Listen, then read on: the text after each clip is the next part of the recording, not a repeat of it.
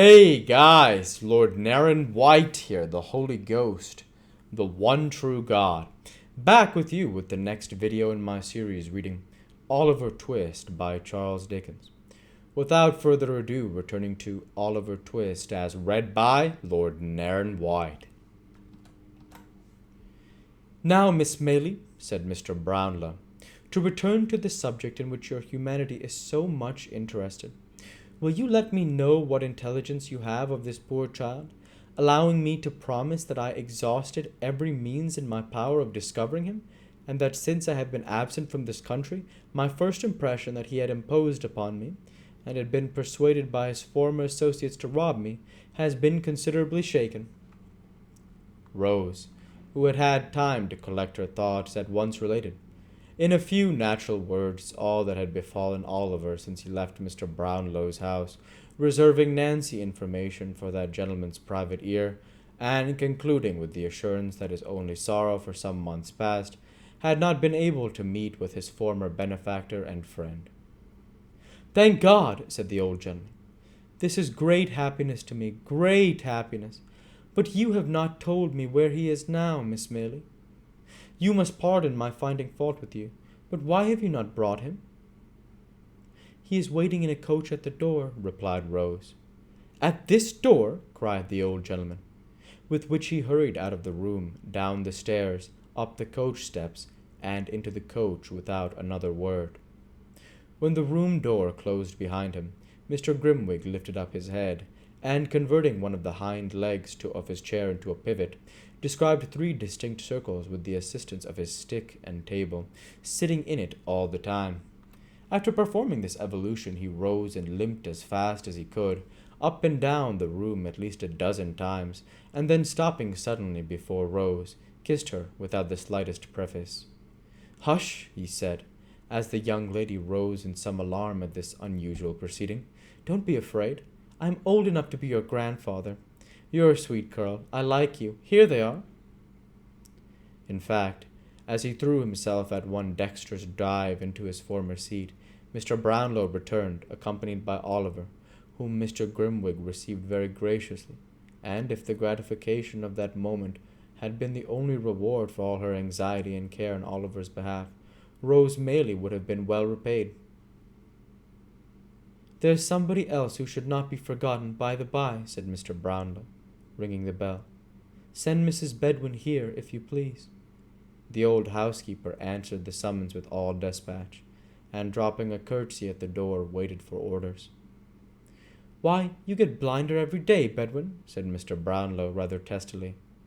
"Well, that I do, sir," replied the old lady.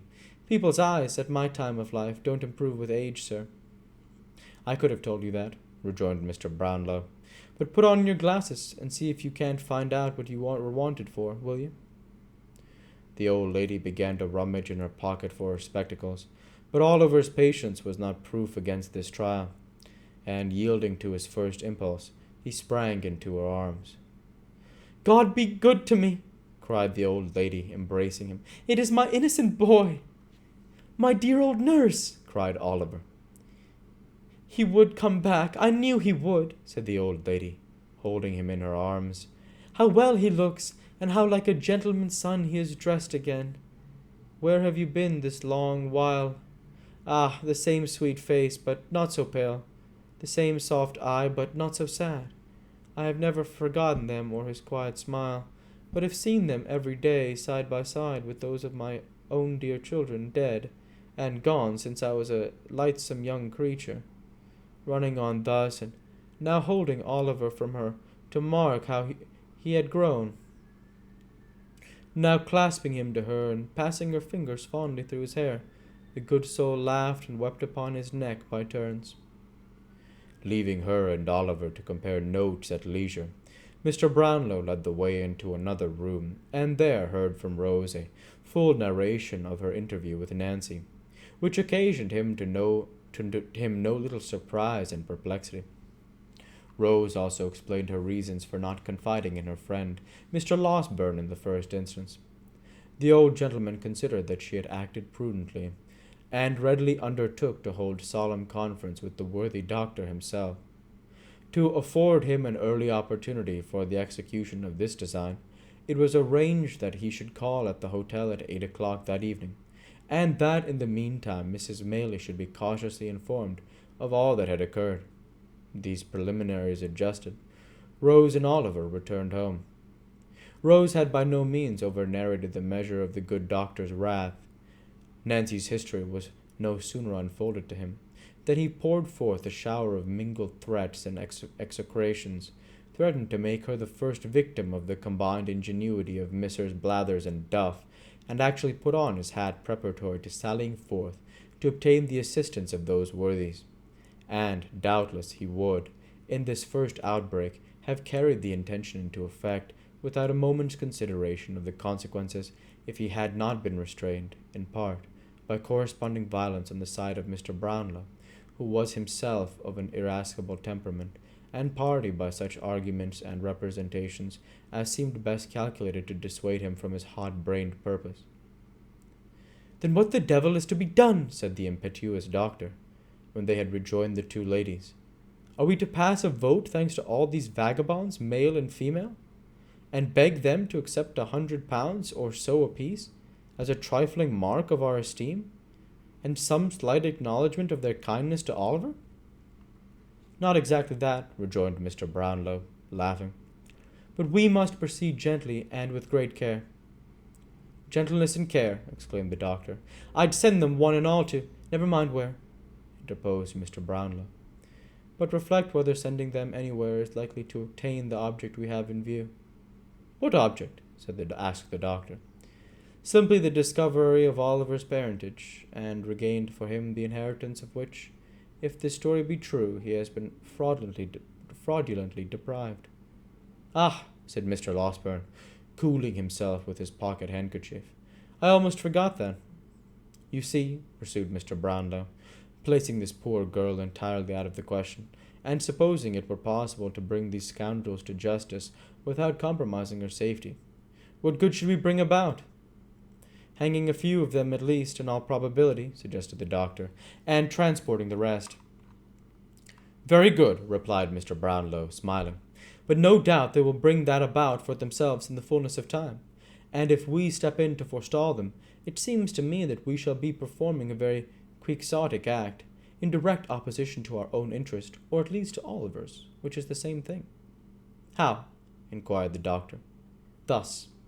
It is quite clear that we shall have extreme difficulty in getting to the bottom of this mystery, unless we can bring this man Monks upon his knees. That can only be done by stratagem, and by catching him when he is not surrounded by these people. For, suppose he were apprehended, we have no proof against him. He is not even, so far as we know, or as the facts appear to us, concerned with the gang in any of their robberies. If he were not discharged, it is very unlikely that he could receive any further punishment than being committed to prison or as a rogue and vagabond.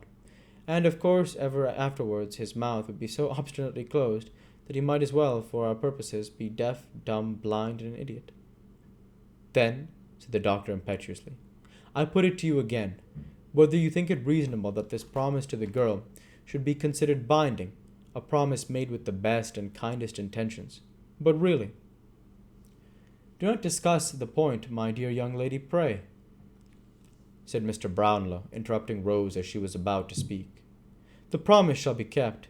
I don't think it will, in the slightest degree, interfere with our proceedings, but before we can resolve upon any precise course of action, it will be necessary to see the girl, to ascertain from her whether she will point out this Monks, or on the understanding that he is to be dealt with by us, and not by the law, or if she will not, or cannot do that, to procure from her such an account of his haunts, and description of his person, as will enable us to identify him.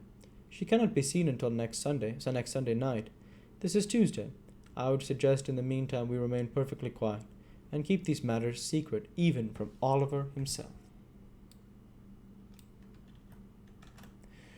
We'll go ahead and stop there for this week. As usual, I want to say thank you for watching, and I hope you enjoyed. Please like, comment, and subscribe, as it greatly helps the channel. Light be with you all. Take care, and thanks again.